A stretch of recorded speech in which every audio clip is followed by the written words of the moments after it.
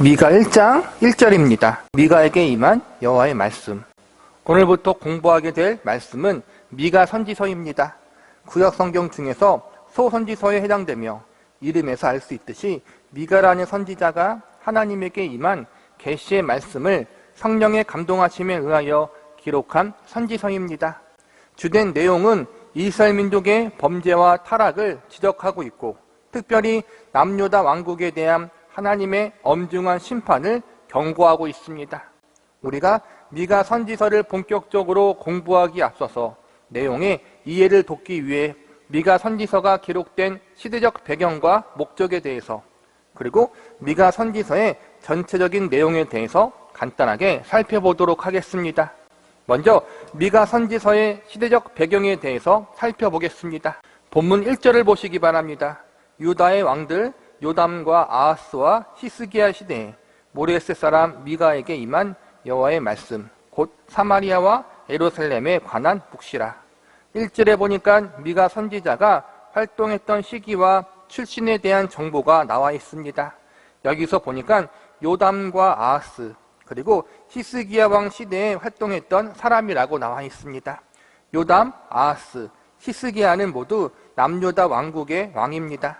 이를 보건대 미가 선지자의 주요 활동 장소는 남쪽 유다 왕국이었으며 그 활동 기간은 남유다 왕국의 3대 왕조에 걸쳐서임을 알 수 있습니다. 역사적으로 보면 주전 740년경부터 715년 정도까지 활동한 것으로 볼 수 있습니다.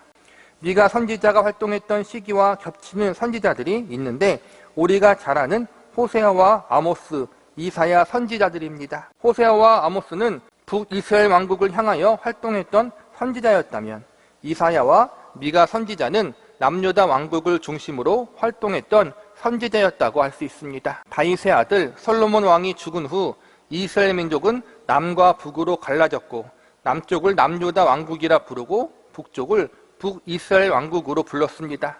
남쪽 유다 왕국은 다윗 왕의 자손들이 계속해서 통치하였고, 북쪽 이스라엘 왕국은 다윗의 자손이 아닌 다른 자손들이 나라를 다스렸습니다. 북쪽 이스라엘 왕국은 일관되게 항상 왕이 타락하여 우상 숭배를 장려하며 나라를 죄악의 길로 이끌었고, 이로 인하여 하나님의 심판과 징계를 많이 받았습니다. 그러다가 결국 아수르 제국에 의해서 나라가 완전히 멸망을 당합니다. 이에 반해서 남유다 왕국은 다윗의 자손이지만 악한 왕이 나라를 다스리기도 하고, 반대로 선한 왕이 등장하여 나라를 통치하기도 했습니다. 악한 왕의 자손 중에 선한 왕이 나오기도 하고, 반대로 선한 왕의 자녀 중에 악한 왕이 태어나기도 했습니다. 악한 왕이 나라를 다스릴 때에는 나라가 정치적, 경제적, 종교적으로 모두 타락하고 부패했습니다. 나라가 어지럽고 매우 혼란스러웠습니다.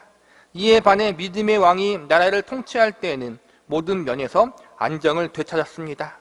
미가 선지자는 3대 왕조에 걸쳐 활동했던 사람이라 악한 왕도 경험해 보았고, 반대로 선한 왕도 경험해 보았습니다.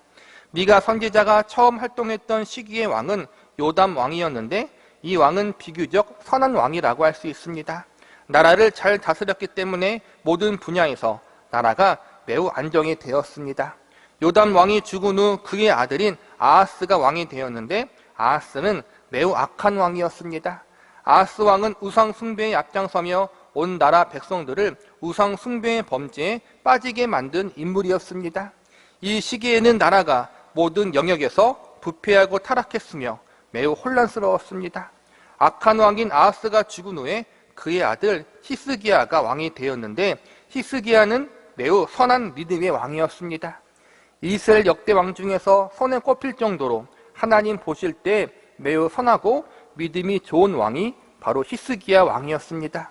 이처럼 남유다 왕국의 가문을 보면 믿음의 왕 아래 악한 자녀가 있어 악한 왕이 세워지기도 하고, 반대로 악한 왕의 자녀 중에 믿음의 자녀가 있어 나중에 믿음의 왕이 세워지기도 했습니다.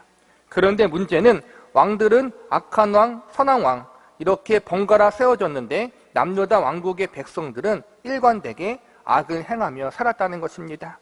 악한 왕이 통치할 때는 더욱 악하게 살았고, 선한 믿음의 왕이 통치할 때에도 여전히 악을 행하며 하나님 앞에 범죄하는 인생을 살았습니다.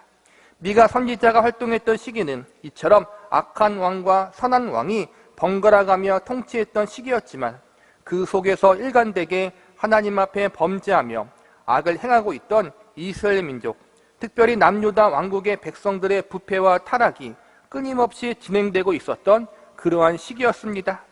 정리하자면 미가 선지자가 활동했던 시기는 이스라엘 민족 전체가 타락하고 부패했던 시기였고 온 백성들의 삶 속에 하나님이 미워하시고 기뻐하지 않은 죄악의 모습들이 가득 차 있었던 것입니다.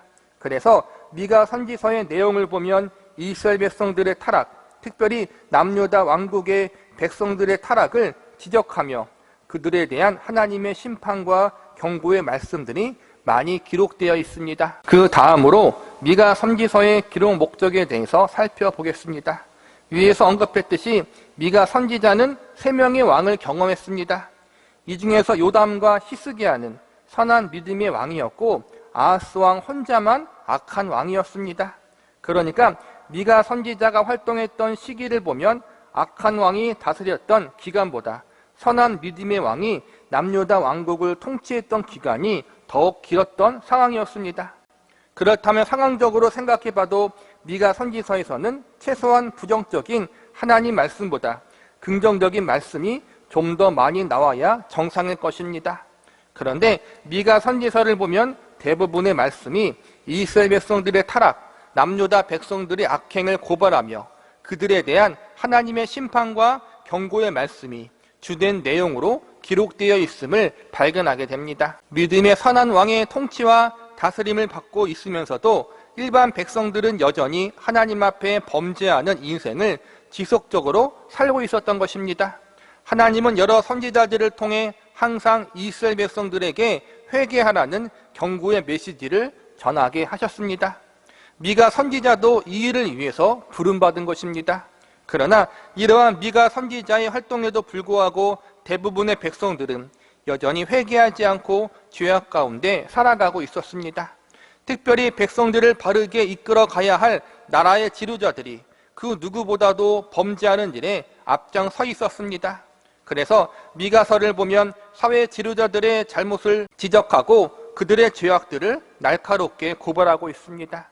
백성들이 경제적으로, 육적으로 어려운 생활 중에 있는데 나라의 정치와 경제를 이끌어가는 사회 지도자들이 부정부패를 저지르고 있음을 지적하며 이러한 부분을 비판했습니다. 그리고 동시에 영적으로 갈급한 백성들이 하나님을 바르게 찾고 만날 수 있도록 도와야 할 종교 지도자들이 오히려 더욱 타락하고 부패하여 백성들을 잘못된 길로 인도하고 있음을 고발하고 있습니다. 정리하자면 미가 선지서의 기록 목적은 하나님 백성들의 회개입니다. 그런데 이를 위해 나라의 지도자들이 먼저 정신 차리고 회개해야 한다는 것을 알려주고 있습니다. 나라의 지도자들이 앞장서서 먼저 회개함으로 백성들을 바른 자리로 이끌어 가야 한다는 것입니다. 나라의 지도자들이 사회 각 영역의 지도층들이 앞장서서 회개하고 백성들도 하나님 앞에 회개하는 자리로 가야 한다. 그렇지 않으면 하나님의 준엄한 심판이 있다는 사실을 알려주는 것이 미가 선지서의 기록 목적입니다. 마지막으로 미가 선지서의 전체적 내용에 대해서 살펴보겠습니다. 미가 선지서의 기록 목적은 하나님 백성들의 회개이며 이 일을 위해서 나라의 지도자들이 먼저 하나님 앞에 바로 서야 하며 온 백성이 회개하는 일에 지도자들이 앞장서야 한다는 사실을 알려주는 것이라고 할 수 있습니다. 그러나 미가 선지서를 계속 읽다 보면 미가 선지사가 계속해서 백성들과 지도자들에게 회개의 말씀을 선포하지만 결국에는 회개를 거절하게 된다는 사실을 목격하게 됩니다. 미가 선지자가 말씀을 아무리 선포해도 백성들과 지도자들은 귀를 닫아버리고 마음을 닫아버립니다. 회개할 생각을 전혀 하지 않습니다. 결국 미가서의 내용은 인간이란 존재가 죄인이기 때문에 종국에는 심판당할 수밖에 없는 운명이라는 사실을 알려주고 있습니다. 회개가 실패하게 되고 결국은 심판당하게 될 것이라면 왜 굳이 하나님이 미가 선지자에게 회개의 말씀을 선포하도록 명령하신 것일까요? 그것은 죄에서 돌이키고 회개하는 것이 하나님의 뜻이기 때문입니다. 듣든지 아니 듣든지 하나님은 무엇이 죄인지 무엇이 하나님의 뜻인지를 알려주시는 일을 하십니다. 그래야 나중에 그들이 심판받을 때 핑계거리를 댈 수 없기 때문입니다. 하나님은 미가 선지자를 통해서 하나님의 뜻은 죄인들이 회개하는 것이고 회개하면 용서해 주신다는 것을 알려주시기를 원하고 계십니다. 그러나 동시에 인간이란 존재가 얼마나 악하며 하나님 말씀 듣기를 싫어하는지 그들의 마음이 얼마나 강팍하고 완악한지를 알려주고 계십니다. 회개하기 싫어하고 하나님 말씀을 거부하는 이러한 완악하고 강팍한 마음을 가진 인간들을 하나님이 심판하실 수밖에 없음을 알려주시므로 인간의 악함과 이로 인한 하나님의 심판의 정당성을 알려주시기 위해 미가 선지자로 하여금 회개의 말씀을 선포하게 하신 것입니다. 그래서 미가 선지서를 보면 이스라엘 백성들의 지도자들의 죄악을 하나하나 지적하면서 회개를 선포하지만 동시에 결국 회개하지 않은 그들이 하나님 앞에 어떻게 심판을 당할지 알려주고 있습니다. 미가 선지서의 내용 전개를 보면 맨 처음에는 백성과 지도자들의 죄악을 지적한 다음 회개를 선포하고 그리고 그 다음 하나님의 심판과 징계에 대한 말씀이 등장합니다. 이러한 과정과 순서는 미가서 말씀이 진행되면서 계속 반복해서 나오는 말씀의 패턴들입니다. 정리하자면 범죄한 이스라엘 백성들을 향한 하나님의 심판과 징계의 정당성에 대한 말씀이 미가서의 전체적인 내용이라고 할 수 있는 것입니다. 말씀을 마무리하겠습니다. 지금까지 내용만을 보면 미가서 전체의 말씀이 매우 암울하고 어둡게만 느껴집니다. 실제로 미가서 전체의 말씀은 매우 어둡고 암울합니다. 인간이란 존재들이 회개하고 돌이킬 수 있는 기회를 주어도 돌이킬 생각을 하지 않는 악인 중에 악인임을 우리는 미가 선지서의 말씀을 통해서 발견할 수 있습니다. 그래서 인간의 입장에서 바라보면 미가서 말씀은 인간의 죄악성과 그들을 향한 하나님의 진노와 심판의 정당성을 보여주는 정죄와 고발의 말씀이라고 할 수 있습니다. 하나님 백성이라고 불리우는 이스라엘 백성들도 예외가 없습니다. 그들도 하나님의 백성이라고 말하지만 그들 역시 인간이기 때문에 여전히 죄에서 자유롭지 못합니다. 그러나 우리는 미가서 말씀을 공부하면서 매우 놀라운 부분을 발견하게 됩니다. 그것은 바로 회개를 거절하고 죄악의 길로 끝까지 걸어가는 죄인들을 향해 하나님은 그들을 포기하지 않으시고 그들을 위한 구원의 길을 준비하고 계획하고 계시다는 것입니다. 즉 미가서는 죄로 인하여 받게 되는 정죄의 심판을 주된 내용으로 하지 않고 죄로 인해 심판을 받되 그 심판은 사랑의 심판이고 회개하여 회복케 하려는 은혜의 심판이라는 사실을 알려주고 있다는 것입니다. 미가 선지자의 이름이 가지고 있는 의미가 무엇인지 아십니까? 미가라는 이름에는 여호와와 같은 자가 도대체 누구이냐라는 의미가 있다고 합니다. 하나님을 그 어떠한 존재와도 비교할 수 없다는 것입니다. 이 의미는 부정적인 의미가 아니라 긍정적인 의미로 쓰인 것입니다. 미가의 이름의 뜻이 가장 잘 풀어서 나타난 말씀이 미가서 7장 18절에 나와 있습니다. 주와 같은 신이 어디 있으리까? 주께서 죄악과 그 기업의 남은 자의 허물을 사유하시며 인애를 기뻐하심으로 진노를 오래 품지 아니하시나이다. 하나님이 이스라엘 백성들의 죄와 허물을 사하여 주시고 그들을 기뻐하신다는 말씀이 미가서 7장 18절의 말씀입니다. 이어지는 7장 19절과 20절 말씀을 보겠습니다. 다시 우리를 불쌍히 여기셔서 우리의 죄악을 발로 밟으시고 우리의 모든 죄를 깊은 바다에 던지시리이다. 주께서 옛적에 우리 조상들에게 맹세하신 대로 야곱에게 성실을 베푸시며 아브라함에게 인애를 더하시리이다. 이 말씀들은 미가서가 끝나는 마지막에 기록된 말씀이고 미가서에서 가장 중요한 핵심 주제라고 할 수 있습니다. 죄악을 밟으시고 죄를 바다에 던지신다. 그리고 성실을 베푸시고 인애를 더하신다. 이 말씀이 누구를 향한 말씀입니까? 바로 지금 죄악 가운데 있는 이스라엘 백성들과 남유다 백성들을 향한 말씀입니다. 그들이 하나님 앞에 범죄하고 죄악의 길로 가고 있지만 그들이 심지어는 회개를 거절하고 하나님의 준엄한 심판을 받게 될 것이지만 그럼에도 불구하고 하나님이 그들을 포기하지 않으신다는 것입니다. 포기하지 않는다는 것은 심판이 정죄로서의 심판이 아니라 그들이 이 심판을 통하여 회개하고 돌이키게 하려는 사랑의 매로서의 심판이라고 할 수 있는 것입니다. 미가 선지자의 마지막 활동했던 시기에는 히스기야라는 왕이 통치하고 있었습니다. 이스라엘 역사 가운데 가장 선한 믿음의 왕 3명을 꼽으라면 다윗 왕, 여호사밧 왕, 히스기야 왕을 꼽을 수 있습니다. 미가 선지자가 활동했던 시기에 왕이었던 히스기야 왕은 그만큼 좋은 왕이었습니다. 그런데 그러한 좋은 왕, 믿음의 선한 왕의 통치를 받고 있는 백성들의 모습이 어땠습니까? 타락하고 부패해 있었습니다. 하나님이 보시기에 악한 길로 가고 있었습니다. 이렇게 선한 믿음의 왕이 다스리고 있었음에도 불구하고 하나님 앞에 여전히 악을 행했던 이스라엘 백성들은 인간의 눈으로 볼 때 참으로 구제불능인 존재들입니다. 그러나 하나님은 그러한 백성들을 포기하지 않으시고 하나님이 직접 그들을 통치하고 다스리신다고 선언하십니다. 인간의 왕, 훌륭한 인간의 지도자들조차도 그들을 죄악에서 구원할 수 없고 그들의 악한 행실을 고칠 수 없다는 사실을 지금까지의 역사가 증명해 주고 있습니다. 자기 자신들이 주인되어 살아온 인생을 뒤돌아보건대 그들 역시도 스스로 구원하거나 새롭게 할 수가 없었습니다. 그러므로 궁극적으로 인간이 아닌 다른 존재가 그들의 왕이 되고 지도자가 되고 그들의 주인이 되어야 그들이 구원받을 수 있고 새롭게 될 수 있다는 사실을 미가 선지자는 알려주고 있는 것입니다. 인간이 아닌 다른 존재가 누구입니까? 바로 하나님이시고 예수 그리스도십니다. 미가 선지서는 예수님의 탄생하심과 그분의 사역을 구약시대에 예언한 선지자입니다. 인간이 스스로의 왕이 되고 지도자가 되어 인간 자신들을 올바르게 이끌어갈 수 없다는 사실을 하나님은 미가 선지자를 통해서 죄악으로 가득 찬 그들의 인생을 통하여 알려주십니다. 스스로가 주인되어 살아온 인생이 얼마나 허무하고 더러운지를 깨닫게 해주십니다.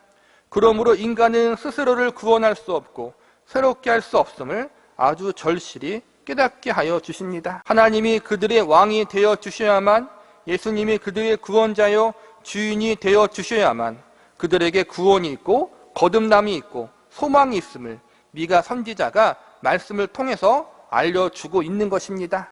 정리하자면 미가 선지서는 인간의 왕과 지도자의 한계성, 인간이 갖고 있는 죄악성을 깨닫게 해주고 있습니다.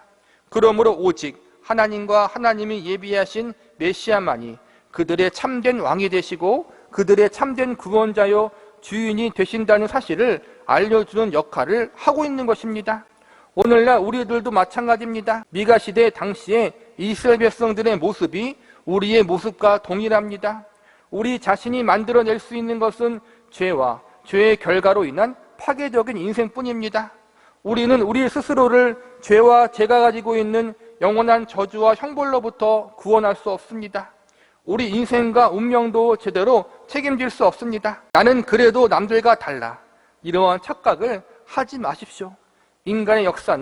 인간은 누구나 죄인이요 스스로를 구원할 수 없고 새롭게 할 수도 없는 존재임을 보여주고 있습니다. 미가 선지자의 외침과 선포는 오늘날 우리에게도 동일하게 적용됩니다. 우리가 우리 스스로를 구원할 수 없다. 우리가 우리의 주인이 될 수 없다. 우리의 인생과 운명을 온전히 책임질 수 있는 분은 오직 하나님과 예수님밖에 없다. 미가 선지자의 선포가 우리를 향한 하나님의 말씀임을 믿으시기 바랍니다. 미가 선지서의 말씀을 통하여 우리 인생이 얼마나 죄악으로 가득 차 있는지를 발견할 수 있어야 합니다. 그리고 인간은 절대로 자기 자신의 인생과 운명을 책임질 수 없는 존재임을 깨달을 수 있어야 합니다. 그러므로 결국 오직 하나님만이 우리의 참된 주인이요 왕이라는 사실을 미가 선지서의 말씀에서 발견할 수 있어야 합니다. 이 하나님이 우리에게 예수 그리스도를 보내주셨고 이 예수님을 통해서만 우리가 참된 구원을 얻고 새로운 인생을 살아갈 수 있음을 미가서 말씀을 통해서 아주 절실히 배울 수 있는 시간이 될 수 있기를 기도합니다. 미가 1장 2절에서부터 7절까지입니다. 이스라엘 족속을 향한 하나님의 경고. 미가서는 주전 700년 전후에 기록된 선지서입니다. 이 시기에는 이스라엘 민족이 남과 북으로 갈라져 있는 시기였고, 남과 북이 모두 정치적, 경제적, 사회적으로 크게 혼란스러웠던 시기였습니다. 내부적으로는 강대국들이 이스라엘 민족을 쳐들어오며 괴롭히고 있었고, 내부적으로는 지도자들의 부패와 우상 숭배로 인한 백성들의 타락이 매우 심각한 상태에 있었습니다. 무엇보다 강대국들의 침략은 나라의 존망이 걸린 매우 심각한 위기 사건이었습니다. 이러한 위기의 시기일수록 지도자와 일반 백성들이 하나님을 더욱 의지하며 매달려야 하는데 오히려 더욱 타락하고 부패한 상태에 있었습니다. 하나님을 찾지 않고 거짓된 신들을 찾으며 하나님이 기뻐하시는 정의와 공의를 지키지 않고 악을 행하는 일들을 즐겨하는 자리에 있었습니다. 이러한 시기에 미가 선지자가 하나님께 부름받아 타락하고 부패한 이스라엘 민족을 향하여 하나님의 말씀을 선포하는 역할을 감당하게 되었습니다. 오늘날 우리가 살고 있는 시대도 미가 선지자가 살았던 시대와 동일하게 여러 위기와 어려움의 상황들을 겪고 있습니다. 특별히 우리나라가 직면하고 있는 상황이 당시 이스라엘 민족이 경험했던 상황들과 너무나도 비슷하고 유사합니다. 외부적으로는 외세의 열강들이 우리나라를 위협하고 있고, 내부적으로는 나라 안에 분열과 갈등의 문제가 점점 커지고 있으며, 물질 만능주의와 도덕적 윤리적인 타락, 그리고 우상 숭배의 죄악들이 사회 전반적으로 널리 퍼져 있는 그러한 현실에 처해 있습니다. 그러므로 오늘 미가 선지자의 말씀 선포와 메시지는 그 당시 이스라엘 민족만 향한 하나님의 말씀이 아니라 오늘날 저와 여러분을 향한, 그리고 우리나라와 민족을 향한 하나님의 경고의 말씀이 될 수 있습니다.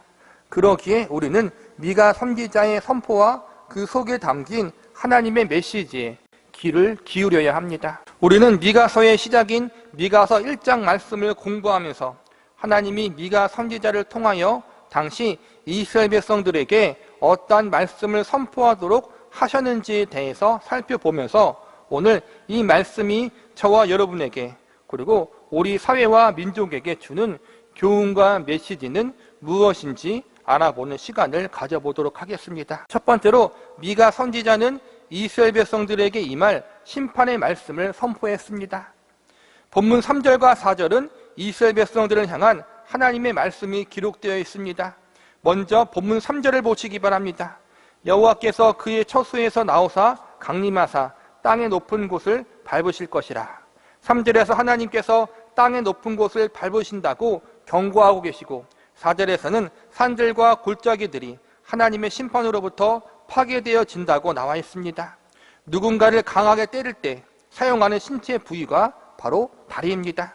주먹으로 때리는 것보다 상대방을 다리로 때리는 것이 몇 배의 충격이 더 크게 가해진다고 합니다. 3절에서 보면 하나님이 처소에서 나와 땅의 높은 곳을 밟으신다고 나와 있는데, 밟는다는 것은 발을 사용하는 행위로서 이는 하나님이 이스라엘 백성들을 매우 강하게 심판할 것이라는 상징적인 표현이라고 볼 수 있습니다.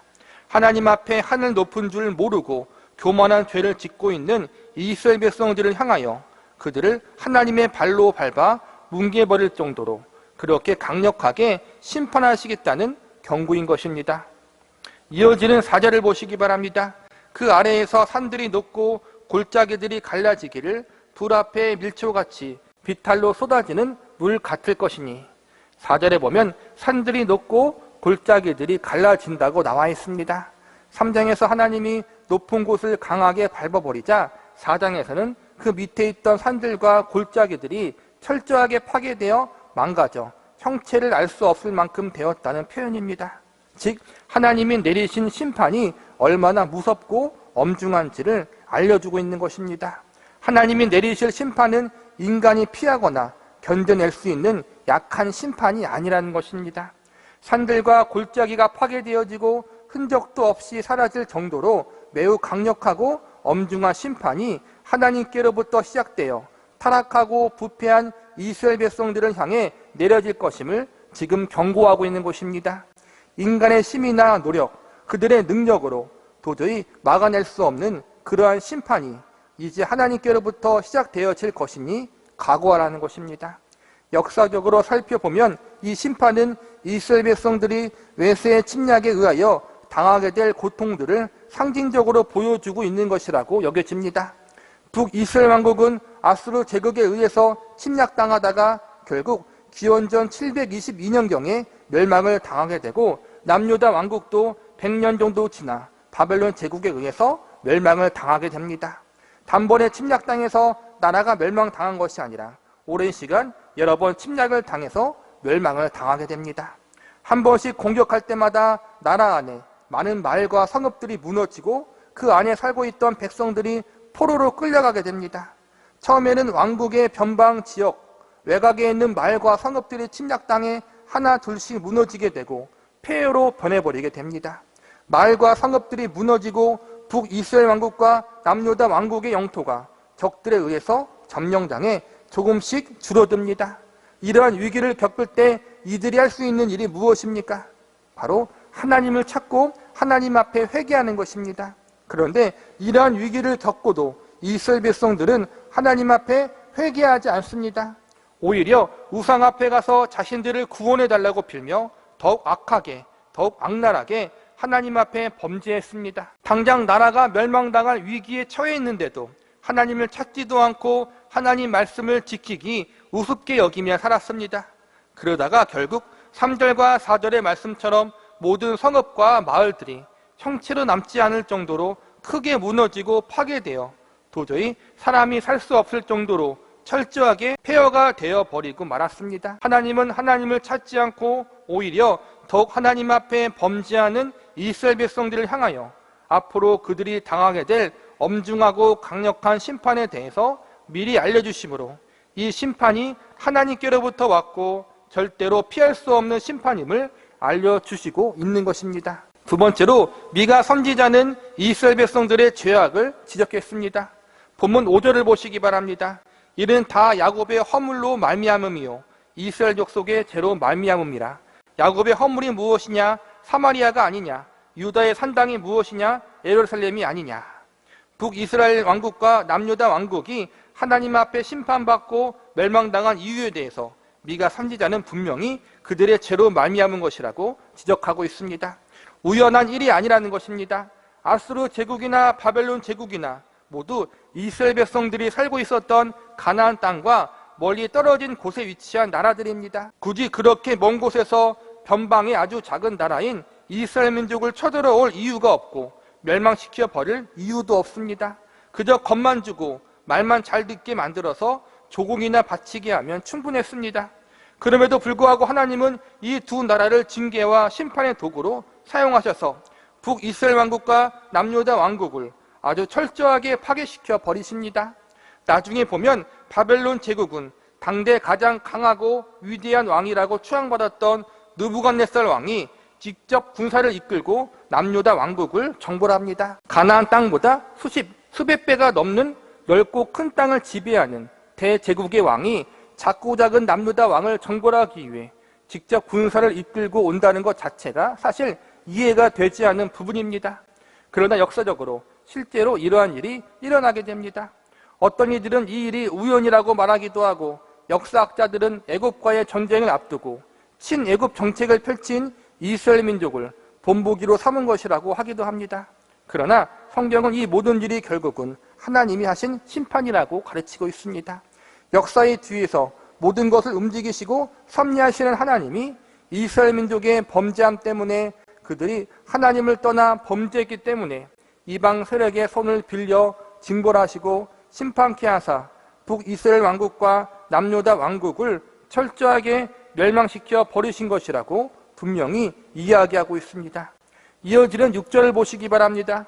이러므로 내가 사마리아를 들의 무더기 같게 하고 포도심을 동산 같게 하며 또 그 돌들을 골짜기에 쏟아내리고 그 기초를 드러내며, 여기서 보면 사마리아를 들의 무더기 같게 하고 포도심을 동산 같게 한다고 나와 있습니다. 사마리아는 북이스라엘 왕국의 수도입니다. 왕국의 수도인이 얼마나 화려하고 웅장하게 지었겠습니까? 수도인이 땅값도 엄청 비쌀 것입니다. 그런데 이러한 땅을 들의 무더기 같이 포도심을 동상 같게 하신다는 것은 철저하게 모든 것을 파괴하신다는 경고입니다.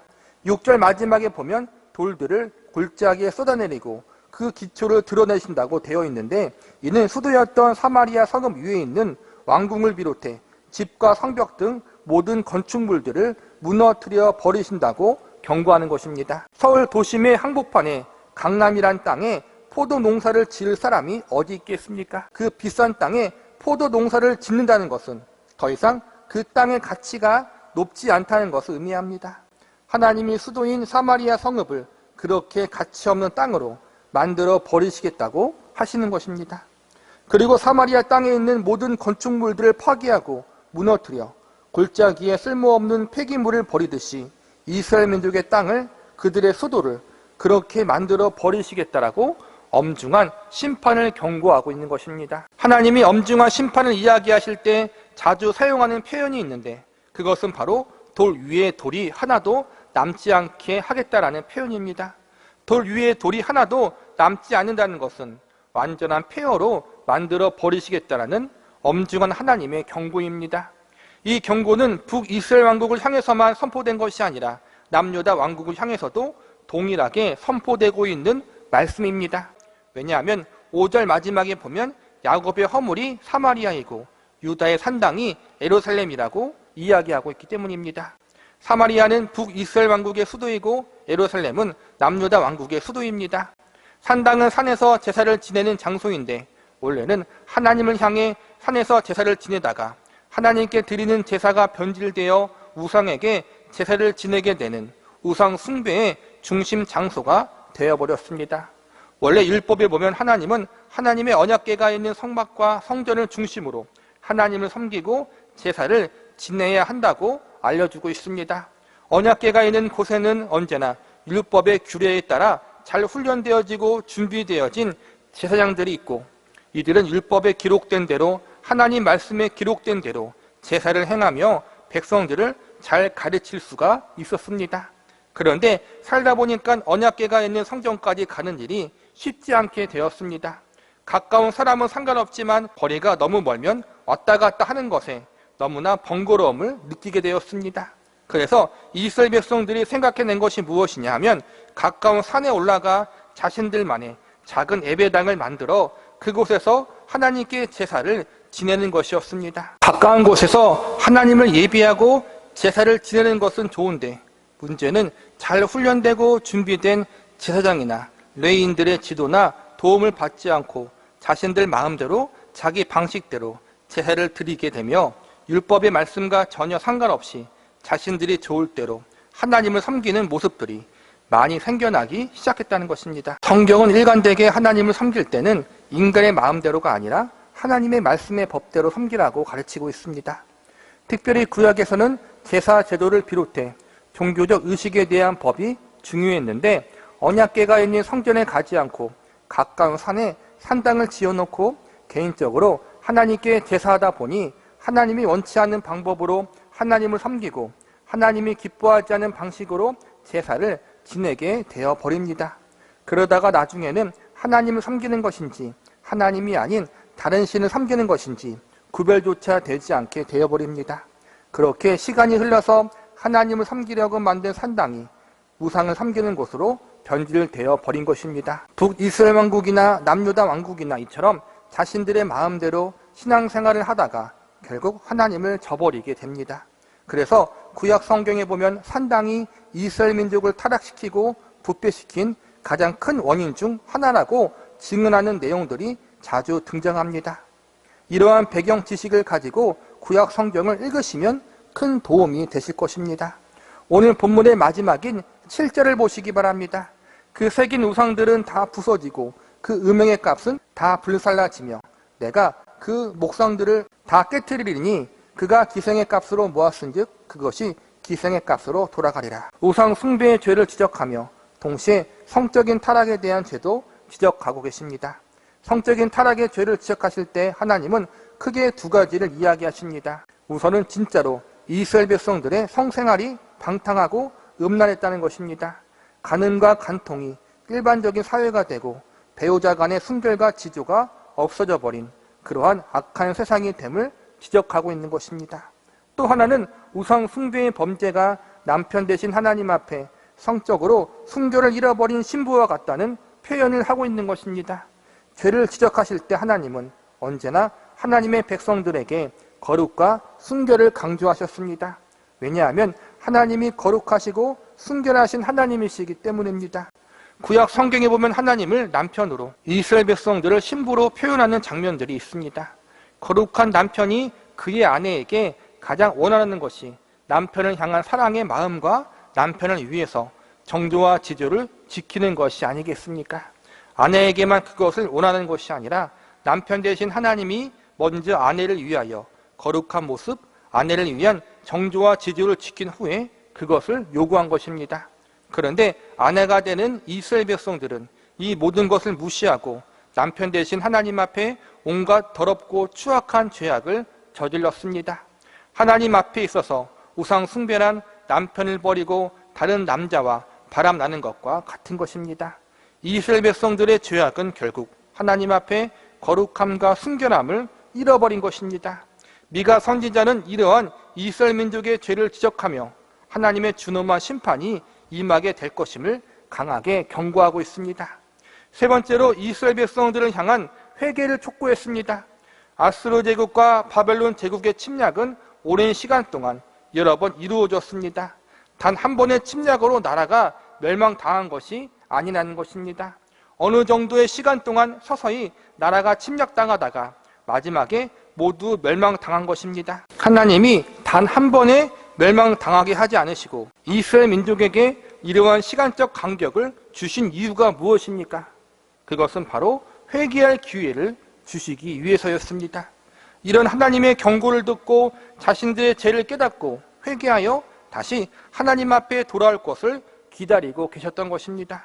그러나 그럼에도 불구하고 미가 선지자를 비롯해 수많은 선지자들을 역사 가운데 보내셔서 오랜 시간에 걸쳐 이스라엘 민족의 죄악을 지적하고 심판을 경고하신 것은 이스라엘 백성들을 향하여 회개할 수 있는 기회를 주시기 위해서입니다. 하나님 앞에 엄중한 심판 당하기 전에 어서 뉘우쳐 회개하라는 하나님의 마음이 담겨져 있는 것입니다. 미가 선지자가 오늘의 말씀을 선포한 지 약 25년 후에 북이스라엘 왕국은 멸망당했고 유다 왕국은 다시 100년 후에 나라가 멸망당했습니다. 그러니까 하나님이 각각 왕국에 꽤 많은 기회의 시간을 주신 것입니다. 그런데 하나님이 그만큼 많은 시간을 주셨는데도 이스라엘 백성들은 온전한 회개를 하지 못합니다. 하나님은 사랑과 은혜의 하나님이십니다. 기회를 무수하게 주시는 인내의 하나님, 자비와 긍휼의 하나님이십니다. 그러나 그 하나님은 영원히 기다리시는 하나님은 아닙니다. 그래서 성경은 지금이 구원의 때요, 은혜의 시간이라고 이야기하면서 하나님 말씀을 듣는 지금 회개하고 하나님께 돌아오라고 우리에게 알려주고 있습니다. 이스라엘 백성들뿐만 아니라 이 말씀은 오늘날 우리를 향한 하나님의 말씀이요 교훈이라는 사실을 기억하면서 하나님이 주신 은혜의 기회들을 헛되이 낭비하지 않기를 기도합니다. 말씀을 마무리하겠습니다. 미가서 1장의 모든 말씀은 이스라엘 백성들을 향한 죄의 지적과 하나님의 심판의 엄중함을 전달하는 매우 어두운 말씀들입니다. 그러나 우리가 위에서 배웠듯이 죄의 지적과 심판의 경고는 결국 죄를 깨닫고 어서 회개하라는 하나님의 사랑의 마음에서 비롯된 것임을 알아야 합니다. 본문 2절을 보시기 바랍니다. 백성들아 너희는 다 들을지어다. 땅과 거기에 있는 모든 것들아 자세히 들을지어다. 주 여호와께서 너희에게 대하여 증언하시되 곧 주께서 성전에서 그리하실 것이니라. 2절의 말씀은 죄악 가운데 있는 이스라엘 백성들을 향하여 하나님이 말씀을 선포하시겠다는 일종의 선언입니다. 이 선언을 하신 하나님의 의도는 크게 두 가지입니다. 하나는 나 하나님이 말씀을 선포할 것이니 모두 귀를 기울여 잘 들으라는 하나님의 경고입니다. 내가 분명히 지금 심판을 경고하고 죄악을 지적하고 있는데 나 못 들었다, 이렇게 딴 말 하지 말라는 경고의 의미가 있는 것입니다. 또 하나는 경고와는 전혀 다른 의미가 있는데 하나님의 애절한 마음, 애타는 마음이 담겨져 있습니다. 이스라엘 백성들의 멸망을 바라지 않는 하나님의 마음, 사랑하는 신부, 사랑하는 자녀들의 방황으로 인하여 가슴이 찢어지게 고통과 아픔을 당하는 하나님의 속마음이 있는 것입니다. 애가타게 사랑하는 신부에게, 사랑하는 자녀에게 돌아오라고 외치지만 그들은 그 외침을 듣지 않습니다. 귀를 막습니다. 그래서 하나님이 너무 답답하여 어떻게 하십니까? 땅과 거기 있는 모든 것들아 자세히 들을지어다라고 말합니다. 이스라엘 백성들이 귀를 막고 안 들으니까 내 외침을 땅과 다른 피조물들이 들어다오, 이렇게 하소연하고 계시는 것입니다. 사람이 답답해서 힘들어 죽겠는데 거기에다가 자신의 말을 들어줄 사람이 없으면 어떻게 합니까? 허공에 대고 외치지 않습니까? 아무나 붙잡고 자신의 답답함을 이야기하려고 하지 않습니까? 하나님도 지금 그러한 심정으로 외치시는 것입니다. 성경에 보면 하늘에 있던 별과 같았던 천사들이 하나님을 거역하고 하나님과 같이 높아지려다가 하나님 앞에 징계를 받는 사건이 나옵니다. 이 사건으로 말미암아 천사들이 사단과 마귀가 되어버린 것입니다. 성경에는 천사들을 징계하실 때 하나님의 마음이 아팠다거나 안타까웠다는 말이 나와 있지 않습니다. 타락하고 교만한 천사들을 향해 하나님의 심판은 완전한 정의와 공의의 심판이었습니다. 자신들이 잘못한 죄에 대한 합당한 심판이었습니다. 그런데 지금 이스라엘 백성들, 하나님의 백성들을 심판하시는 하나님의 모습이 어떻습니까? 애절하고 간절합니다. 애통해하시고 안타까워하시고 하나님 백성들에게 내 말을 좀 들어달라고 애타게 외치십니다. 심지어 땅을 비롯해 피조 세계를 향하여 하나님이 하소연하십니다. 창조주 하나님, 만왕의 왕 하나님이 지금 이렇게 애절하게 외치시는 이유가 무엇입니까? 그분의 사랑하는 백성들 때문입니다. 이스라엘 백성들만의 이야기가 아니라 바로 저와 여러분의 이야기이기도 합니다. 이스라엘 백성들이, 그리고 저와 여러분이 하나님 앞에 그러한 존재들입니다. 하나님의 애절함이 있는 존재, 그분의 지극한 사랑과 관심을 받고 있는 존재가 하나님의 백성들이요, 바로 저와 여러분인 것입니다. 우리는 오늘 이스라엘 백성들을 향한 하나님의 경고 속에서 다음과 같은 사실을 배울 수 있어야 합니다. 우선 하나님 앞에 범죄하고 악을 행한 결과로 오는 하나님의 심판이 얼마나 무섭고 엄중한지를 알아야 합니다. 그리고 동시에 이 심판은 우리를 저주하고 망하게 하려는 심판이 아니라 우리를 돌이켜 회개케 하기를 원하시는 하나님의 사랑의 마음이 담겨 있다는 사실을 알아야 합니다.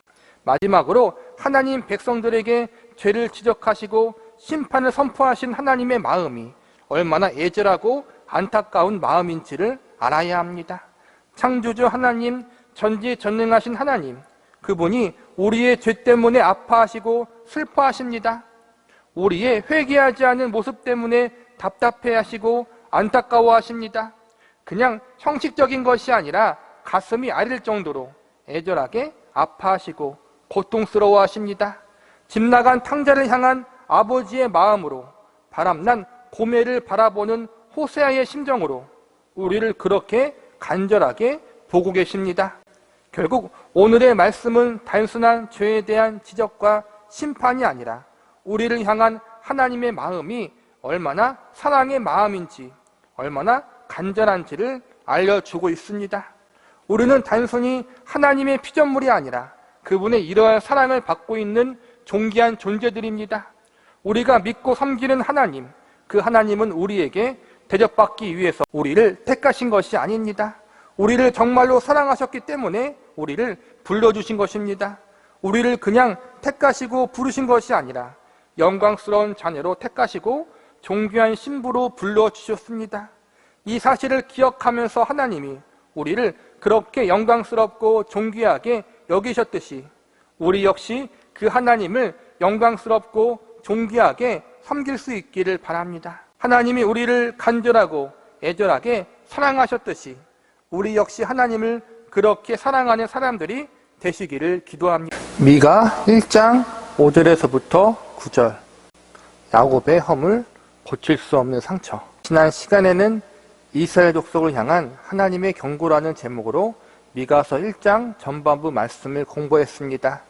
미가서 전반부에서는 북이스라엘 왕국과 남유다 왕국의 죄악들을 지적하시며 하나님의 엄중한 심판과 징계가 임박했음을 경고하는 말씀들이 기록되어 있습니다. 하나님이 미가 선지자를 통하여 이러한 심각한 말씀들을 전하게 하신 것은 이 경고의 말씀을 듣고 뉘우쳐 회개하기를 바라셨기 때문입니다.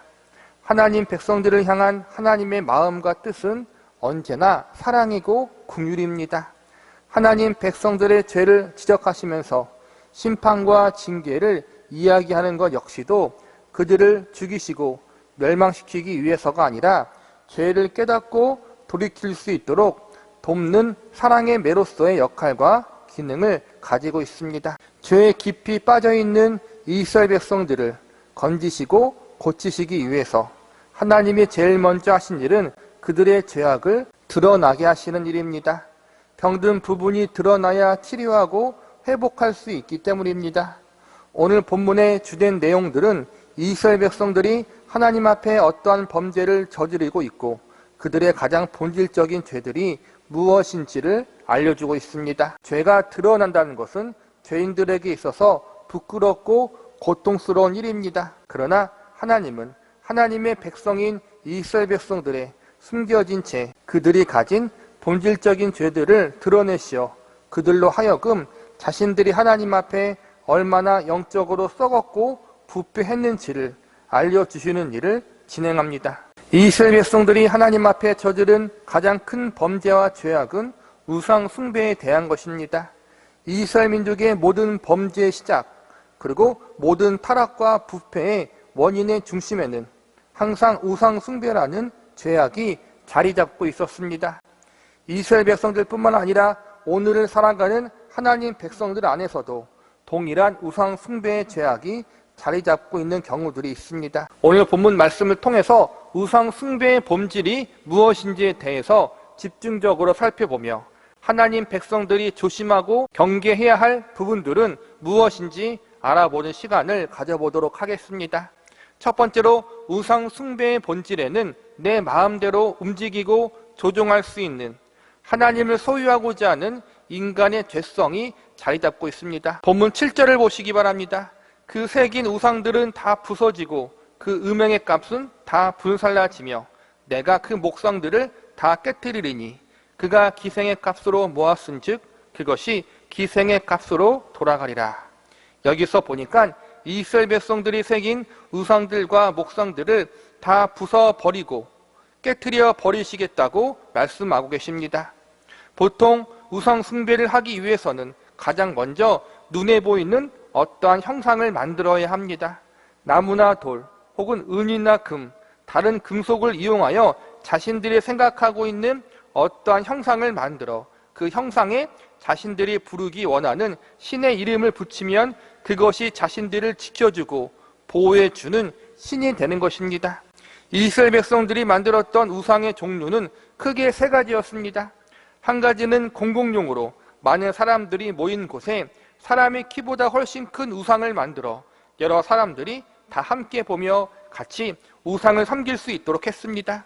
또 한 가지는 개인의 가정집에 둘 수 있을 만큼 적당한 크기의 우상을 만들어 집에서 시간이 날 때마다 정성껏 섬길 수 있도록 하였습니다.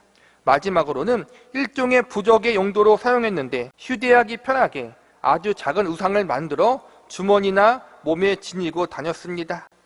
이러한 모습은 하나님을 믿는 이방 민족들이 행하는 모습이요 습관들입니다. 그런데 지금 하나님의 백성이라고 불리우는 이스라엘 백성들이 이방 민족처럼 똑같이 우상 숭배의 문화에 깊이 빠져버린 것입니다. 우상이란 본질적으로 죽어있는 가짜 신을 섬기는 것입니다.